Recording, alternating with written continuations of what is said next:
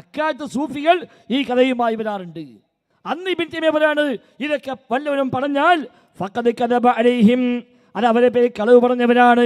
വലാകിന്ന ബഅദുൽ ജുഹാലി, ചില ജാഹിലീങ്ങൾ യൻഖുലു ഹാദാ അൻ മാലിക്കിൻ, ഇമാം മാലിക്കിനെ കുറിച്ച് കഥ ഉദ്ധരിക്കുന്നുണ്ട്.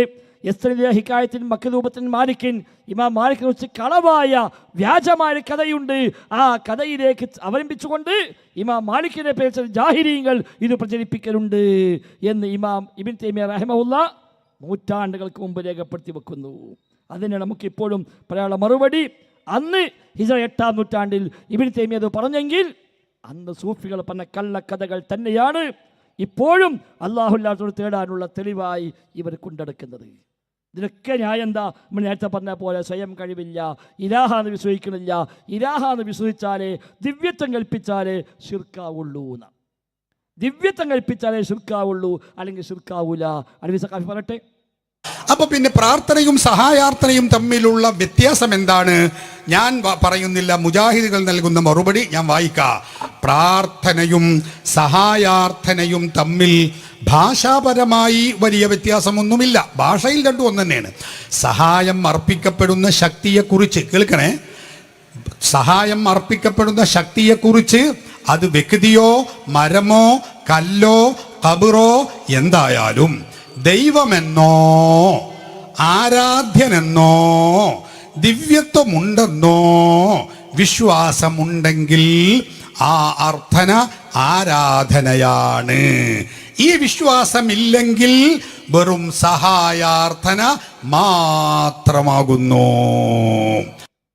എന്താ പറഞ്ഞത്? ദൈവമാണെന്നോ അതേപോലെ ദൈവികമായ അംശമുണ്ടെന്നോ ദൈവാവതാരമാണെന്നോ ദിവ്യത്വമുണ്ടെന്നോ വിശ്വസിച്ചാൽ അത് വിഭാഗത്തായി. മൂപ്പ ദിവ്യത്വം മൂപ്പർക്ക് എന്തോ വലിയ കിട്ടില്ല എന്നാ. എന്താ ദിവ്യത്വം എന്ന് പറഞ്ഞാൽ? ദൈവത്തിനുണ്ടാകുന്നത്, ദൈവത്തിനുള്ളത് അത് പടപ്പിനെ കൊടുത്താൽ അത് ശിർക്കായി. അതാണ് മുജാഹിദീൻ എഴുതിയത്. അതല്ലേ കൊടുക്കുന്നത് നിങ്ങൾ? അതല്ലേ നൽകുന്നത്? പടച്ചോനെ മാത്രം കൊടുക്കേണ്ടത് പടപ്പിന് കൊടുക്കുന്നു. അതാണ് ദിവ്യത്വം കൽപ്പിക്കല്.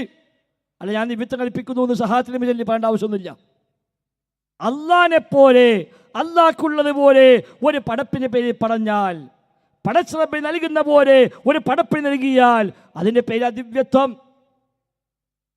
അതാണ് അള്ളാഹുവിന് പങ്കു ചേർക്കുക പറഞ്ഞത്. ഇതാ സിയം സ്മരണിക, വലിയുല്ലാഹി സിയം സ്മരണിക എന്ന പേരിൽ പുറത്തിറങ്ങിയ ഈ സ്മരണിക സാക്ഷാൽ കാന്തപുരം അടക്കം ഉള്ളാൾ തങ്ങളടക്കം എല്ലാവരും കൂടി ഇറക്കിയ സ്മരണികയാണിത്. ഇതിൻ്റെ 38-ാമത്തെ പേജിൽ മഹാന്മാരെ കഴിവ് പറയാണ്.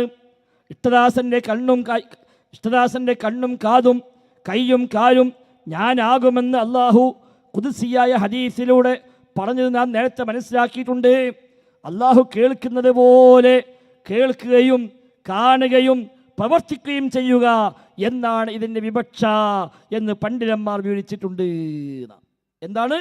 അള്ളാഹു കേൾക്കുന്നത് പോലെ കേൾക്കുകയും കാണുകയും പ്രവർത്തിക്കുകയും ചെയ്യുക. ഒരു പണ്ഡിതനും അങ്ങനെ വിശദീകരിച്ചിട്ടില്ല. ഇവർ മാത്രമേ പറഞ്ഞിട്ടുള്ളൂ. അല്ല കേൾക്കുന്ന പോലെ കേൾക്കാന, അല്ല കാണും പോലെ കാണുക, അല്ല പ്രവർത്തിക്കും പോലെ പ്രവർത്തിക്കുക. ഇതിനാ ദിവ്യത്വം അറിയാം. ഇതാണ് ദിവ്യത്വം. പടച്ച റബ്ബിനുള്ളത് പടപ്പിന് വക വെച്ച് കൊടുക്കുക. ഇത് ശിർക്കാണെന്നാണ് അത് അദ്ദേഹം സമ്മതിച്ചല്ലോ. ഇപ്പോൾ ദിവ്യത്വം കൽപ്പിച്ച ശിർക്കാണ് അതിനെ പടി സംഭവിച്ചത്. വേണ്ട, സൂഫികളുടെ ഹുലൂൽ വൽ ഇത്തിഹാദ് എന്താണ്? അൽ ഹുലൂൽ വൽ ഇത്തിഹാദ് അള്ളാഹുവിലേക്ക് അടിമ ലയിച്ചു പോകുന്നു. അതേപോലെ അള്ളാഹു അടിമയിലേക്ക് ഇങ്ങോട്ട് ഇറങ്ങി വന്ന് ലയിച്ചു പോകുന്നു, ഫനാ പ്രാപിക്കുക. സൂഫികളെ അസലല്ലേ നിങ്ങൾ അംഗീകരിക്കണം ചെയ്ത്. ഹുലൂൽ ഇത്തിഹാദ് രണ്ട് വ്യത്യാസം എന്താ അറിയോ? ഒന്ന് കല്ല് വെള്ളത്തിലിട്ടതുപോലെ, മറ്റത് ഉപ്പ് വെള്ളത്തിലിട്ട പോലെ. പെട്ടെന്ന് മനസ്സിലാകാൻ പറയാം. കല്ല് വെള്ളത്തിലേക്ക് ഇട്ടാൽ കല്ല് കല്ലായിട്ട് ഉണ്ടാകും, എന്നാലോ ആ വെള്ളത്തിലൂടെ ലയിച്ച് കിടക്കുന്നത്. ഉപ്പിട്ടാലോ ഉപ്പ് ലയിച്ച് ഇല്ലാതായി അത് വെള്ളത്തിൻ്റെ ഭാഗമായി മാറി, പിന്നെ വേർതിരിക്കാൻ കഴിയില്ല. ഇതാ ഇത്തിഹാദ്.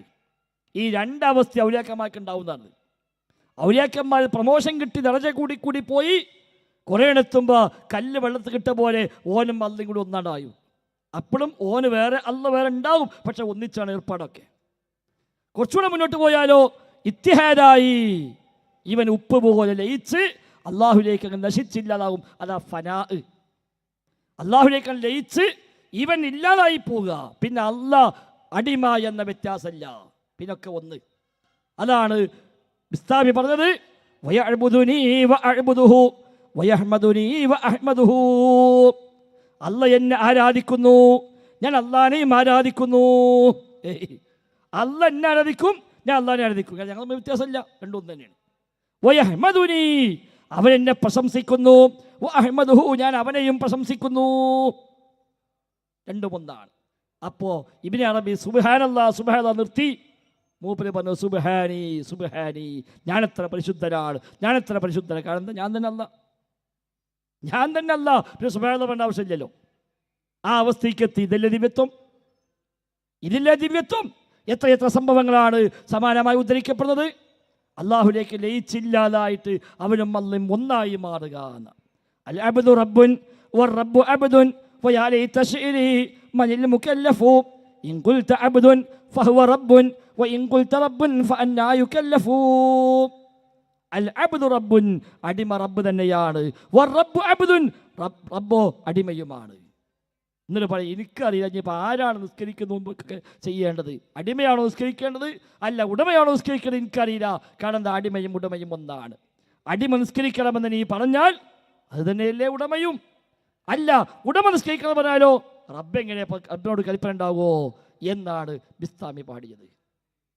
ഇതാ ദിവ്യത്വം പടച്ച റബ്ബിനുള്ളത്. അത് തന്നെയാണ് മുദബ്ബിറുൽ ആലം വിഷയത്തിലും ഉണ്ടായത്. ദിവ്യത്വമാണ് അവിടെ. മുദബ്ബിറുൽ ആലം, ലോകം മൊത്തം നിയന്ത്രിക്കാനുള്ള കഴിവ്. ഏതായാലും നമ്മൾ ഇവിടുത്തെ മുഖാമുഖം കഴിഞ്ഞപ്പോൾ മുദബ്ബിറിന് ശേഷം കീപ്പിട്ട് വെച്ചിട്ടുണ്ട്. പണ്ട് മുദബ്ബിറുൽ ആലം ലോകം മൊത്തം ഒന്നാകെ അടക്കി ഭരിച്ച് എല്ലാം നിയന്ത്രിക്കുന്ന ശൈഖുനാന്നൊക്കെയാണ് സാക്ഷാൽ ശൈഖുന കാന്തപുരം വരെ പറഞ്ഞത്. ഇപ്പം ദേശം പിറകോട്ട അങ്ങനെ മൊത്തത്തിലൊന്നുമില്ല, ചിലതൊക്കെ ഉള്ളൂ. എല്ലാം കൂടെ അല്ലങ്ങനെ ഏൽപ്പിച്ച ചിലതൊക്കെ ഉണ്ടാകും, അത് നിയന്ത്രിക്കുന്നേ ഉള്ളൂ. ഏതുപോലെ എൻ്റെ വണ്ടിക്ക് ഡ്രൈവറുള്ള പോലെ സ്റ്റേജ് മുതൽ മുതലുള്ള പോലെ അങ്ങനെ ഒരു ചില ചില ഭാഗത്ത് മാത്രമുള്ള തദ്ബീർ അതേ ഉണ്ടാവുള്ളൂ, മറ്റത് അള്ളാഹ്ക്ക് മാത്രമേ ഉള്ളൂ. അൽഹംദുലില്ലാഹ് മാറ്റമുണ്ട് അവിടേക്ക് വരാം നമുക്ക്. ഏതായാലും മുദബ്ബിർ വിഷയത്തിലും യഥാർത്ഥത്തിൽ ഇവിടെ നിങ്ങൾക്ക് ദിവ്യത്വം തന്നെ നിങ്ങൾ കൽപ്പിച്ചിരിക്കുന്നത്. നിങ്ങൾ കൽപ്പിച്ചത് ദിവ്യത്വം തന്നെയാണ്. പക്ഷെ ഇപ്പോൾ അതിൽ ചില മാറ്റങ്ങൾ നിങ്ങൾ വരുത്തി എന്ന് മാത്രം. ഇവിടേക്ക് എത്തിയപ്പോൾ പിന്നെ ചെറിയ മാറ്റങ്ങളൊക്കെ കൊണ്ടുവന്നു. എന്നാൽ നേരത്തെയോ അതല്ല. വിശദമായി പറഞ്ഞു. സി എമ്മിനെ പറ്റി പടച്ചോനാണ് എന്നവരെ പാട്ടെഴുതിനെ പറ്റി പറഞ്ഞിരുന്നു. സി എമ്മിനെ കുറിച്ച് പടച്ചോനാണെന്ന് പാട്ടെഴുതിയത് അത് എല്ലാ സ്ഥലത്തും മുജാഹിദീങ്ങൾ പറഞ്ഞു. കാരണം എന്താ, സഹിക്കാൻ പറ്റാത്ത വാക്കാണത്. സഹിക്കാൻ കഴിയാത്ത, ഒരു വിശ്വാസിക്ക് കേട്ടു നിൽക്കാൻ കഴിയാത്ത വല്ലാത്ത ഗൗരവമുള്ള പദപ്രയോഗമാണത്. പടച്ചോനാണെന്ന് പറഞ്ഞതൊക്കെ അത് സൈഫി പറഞ്ഞിരുന്നു. നമ്മളെ പാട്ട് ഇവിടെ കേൾപ്പിക്കുന്നില്ല. അത് ചോദിച്ചിരുന്നു, ഇത് നിഷേധിക്കാൻ നിങ്ങൾക്ക് എങ്ങനെ കഴിയും? കാരണം എന്താ, അല്ല കൊടുത്ത കഴിവാന്നല്ലേ. പക്ഷേ ഇവിടെ വന്നപ്പോൾ പറഞ്ഞ എന്താ അറിയോ, സി എം പടച്ചോനാണ് വിശ്വസിച്ചാൽ ഓ മുസ്ലിം അല്ല. അൽഹംദുലില്ലാഹ് മതി. അപ്പം സ്വന്തം പാർട്ടിയുടെ ആൾക്കാരൊക്കെ അപ്പം ഈ ഇസ്ലാമിൽ നിന്ന് പുറത്താക്കാൻ തുടങ്ങിയിട്ടുണ്ട്. അത് ആ മുഖാമുഖത്തിൽ മുഖം നഷ്ടപ്പെട്ട മറ്റൊരു ഭാഗം പറയട്ടെ അവർ.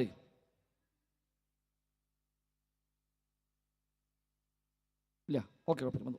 അപ്പം ഇവിടെ പറഞ്ഞതെന്താ, അങ്ങനെ പറയാൻ പറ്റൂല. അങ്ങനെ പറഞ്ഞാൽ ഓൻ ഇസ്ലാം എന്ന് പുറത്താണ്, ഓ മുസ്ലിമനല്ല, ആരാ അങ്ങനെ പറയാ എന്നൊക്കെയാണ് ഇവിടെ നിന്ന് ഇപ്പം പറഞ്ഞത്. യഥാർത്ഥത്തിലോ അത് പറഞ്ഞു എന്ന് മാത്രമല്ല, അത് ന്യായീകരിച്ചു. ഇത് പറയുകയും പേരോട് മുസ്ലിം അടക്കമുള്ള ആളുകൾ അതിനെ ചോദ്യം ചെയ്തുകൊണ്ട് രംഗത്ത് വരികയും ചെയ്തു, മുജാഹിദീങ്ങളെ പേടിച്ചിട്ടാണെങ്കിലും. അപ്പോഴാണ് AP സുന്നിപ്പെട്ട അവിടെ സജീവരായ സൈബർ പോരാളികൾ വരെ രംഗത്ത് ഇങ്ങനെ ചല്ലുസ്ഥാനം എന്താ പകടി പറയണത്, എങ്ങനെ ഇപ്പം CM പഠിച്ചോനാ പറഞ്ഞാൽ ഷിർക്കാവുക. പടക്കാളെ കഴിവ് അല്ല കൊടുത്തു വിശ്വസിച്ചാൽ പോരെ, സ്വയം കഴിവില്ല. പടക്കാളെ കഴിവ് അല്ലങ്ങ് കൊടുത്തു എന്ന് വിശ്വസിച്ചാൽ അതെങ്ങനെ ശിർക്കുമില്ല എന്ന് ചോദിച്ചു. ആ ചോദ്യമാണ് ഞങ്ങളുടെയും അഞ്ചാമത്തെ ചോദ്യം. ലോകം പടക്കാളെ കഴിവ് അള്ളാഹു നൽകി എന്നുള്ള വിശ്വസിക്കുകയും അങ്ങനെ ആ കഴിവ് കൊണ്ട് CM പടച്ചോനാണ് എന്ന് പറഞ്ഞാൽ നിങ്ങളുടെ വാദപ്രകാരം അത് ശിർക്കാണെന്ന് എങ്ങനെ പറയും? സ്വയം കഴിവില്ല, ഖാലിഖല്ല, ഇങ്ങനെ സ്വന്തമായ ഖാലിഖല്ല. അല്ലാഹു തആല CMന് കഴിവ് കൊടുക്കുകയാണ് എന്തിന്? ലോകം പടക്കാൻ. നിങ്ങൾ പണ്ട് പറഞ്ഞെന്താ, കണക്കില്ലാതെ കൊടുക്കുന്നതാണോ? അപ്പം ഇനി കണക്ക് വെക്കാൻ പറ്റൂല, ഒരു പരിധി വെക്കാൻ പറ്റൂല എന്നാണ് നിങ്ങൾ പറഞ്ഞത്. എങ്കിൽ അല്ലാഹു തആല ആ കൊടുക്കുന്നതിൻ്റെ ഭാഗമായി ലോകം പടക്കാനുള്ള കഴിവ് സി എമ്മിന് കൊടുത്തു എന്ന് വിശ്വസിച്ചാൽ പിന്നെ ആ സി എം പഠിച്ചോനാ പറഞ്ഞാൽ അതെങ്ങനെ ശിർക്കാകും എന്നാണ് ഇവിടെ അഞ്ചാമത്തെ ചോദ്യമായി ചോദിക്കാനുള്ളത്. അതേപോലെ ഇവിടുത്തെ മുഖാമുഖത്തിൽ വന്ന മറ്റൊരു ചോദ്യമായിരുന്നു, ഹുസൈൻ സലീഫ് ഇവിടെ ക്ലിപ്പിട്ട് കേൾപ്പിച്ചിരുന്നു, നമ്മൾ അമൽ ചെയ്താൽ പ്രതിഫലം നൽകുന്നവൻ സി എം ആണ്, ശിക്ഷ നൽകുന്നത് സി എം ആണ്, നമ്മുടെ ശ്വാസം വരെ സി എമ്മിൻ്റെ വകയാണ്, നടക്കുന്ന കാല് വരെ സി എമ്മിൻ്റെ വകയാണ്, സി എമ്മിനെ ചീത്ത പറയുമ്പോഴും അവന് ചീത്ത ഒരാളെ നാവ് കൊടുക്കും സി എം തന്നെയാണ് എന്ന ക്ലിപ്പിട്ട് പ്രസംഗിച്ചിരുന്നു. ന്യായീകരിക്കാൻ കഴിയുന്നില്ല. ഇതെന്താ പറഞ്ഞത്? അങ്ങനെയൊക്കെ പറയാതെ കേട്ടോ നിങ്ങൾ. ആ ഭാഗം ശ്രദ്ധിക്കാം. നമുക്ക് അമലുകൾക്ക് കൂലി തരുന്നതും വേണ്ടെന്ന് വെക്കുന്നതും മടവൂരാണ് എന്ന് പറയുന്നതിനെ കുറിച്ച് എന്ത് പറയുന്നു? കൂലി കൊടുക്കുന്നത് അതുപോലെ പ്രതിഫലം നൽകണമൊക്കെ മടവൂരാണെന്ന് പറയുന്നതിനെ കുറിച്ച് ആരാണ് എന്താ പറയാനുള്ളതെന്നാണ്. ആരപ്പം അങ്ങനെ പറഞ്ഞത്? നമ്മളാരെങ്കിലും അങ്ങനെ പറഞ്ഞോളൂ? കൂലി കൊടുക്കുന്ന ആൾ മടവൂരാണ്, ശിക്ഷ കൊടുക്കുന്ന ആൾ മടവൂരാണ്, നിങ്ങളാരെങ്കിലും വിശ്വസിക്കുന്നുണ്ട് അങ്ങനെ? അല്ല, കുറേ ആളുണ്ടല്ലോ അവിടെ. ആരോ എവിടുന്ന് എന്തോ നേരത്തെ പറഞ്ഞ മാതിരിയാണ് പടച്ചോനാണെന്നൊക്കെ ഏതോ അന്തല്ലാത്ത ചില ഒന്നോ രണ്ടോ ആളുകൾ വിളിച്ചു പറയും. എന്നിട്ട് അതൊന്നായിട്ടൊരു സമൂഹത്തിൻ്റെ വാദമായിട്ടാണ് അവതരിപ്പിക്കും. കണ്ടോ എന്താ പറഞ്ഞത്? ഏതോ അന്തല്ലാത്ത വിളിച്ചറിയാണ്. അപ്പൊ പറഞ്ഞ പന്തല്ല ആരാ ബാക്കിയോടെ? സാക്ഷാൽ കാന്തപുരം പറഞ്ഞില്ലേ, മുദബ്ബിർ ആലമാണ്, മൊത്തം കൺട്രോളാണ് എന്ന്. അവിടെ ഇങ്ങോട്ട് താഴെയുള്ള ഒരുപാട് മുസ്ലിയാക്കന്മാരെ പറഞ്ഞില്ലേ അതേ ആശയം? ആ കൂട്ടത്തിലെ ഒരു മുസ്ലിയാർ പറഞ്ഞത് കൂലി കൊടുക്കുന്നത് മടവൂർ തന്നെയാണ്, ശിക്ഷ നൽകുന്നത് മടവൂരാണ്, ശ്വസിക്കുന്ന വായു മടവൂരിൻ്റെ വകയാണ്, ചീത്ത പറയാൻ വരുമ്പോൾ ആ ചീത്ത പറയാനുള്ള കഴിവും കൊടുത്ത് മടവൂരാണ് എന്ന് പ്രസംഗിച്ചില്ലേ? ഏത് അന്തല്ലാത്തവന് കുതിരവട്ടത്ത് വിളിച്ചൊന്നുമില്ല, സ്റ്റേജ് കെട്ടി പ്രസംഗിച്ചതാണ്. എന്നിട്ട് അതിന് എന്താ നമുക്ക് പറയാമെന്ന് ചോദിക്കുമ്പോൾ അത് ന്യായീകരിക്കാൻ ധൈര്യമില്ല. വേണ്ട, നിങ്ങളെ വാദപ്രകാരം എന്തേ പറഞ്ഞൂടെ? കൂലി കൊടുക്കാനുള്ള കഴിവ് അല്ല കൊടുത്തു വിശ്വസിച്ചാൽ പോലെ. കൂലി കൊടുക്കാനുള്ള കഴിവ് അല്ലാണ്ട് കൊടുത്തു എന്ന് വിശ്വസിച്ചാൽ എന്താ അല്ല കൊടുക്കൂലേ? നിങ്ങളല്ലേ പണ്ട് ആയത്തോതി ഹിസാബ് എൻ്റെ ആയത്ത് ഇപ്പോൾ സ്വീകാര്യമില്ലേ? അത് നിങ്ങൾ അന്ന് വെച്ച അർത്ഥം ശരിയല്ല എന്നാണോ?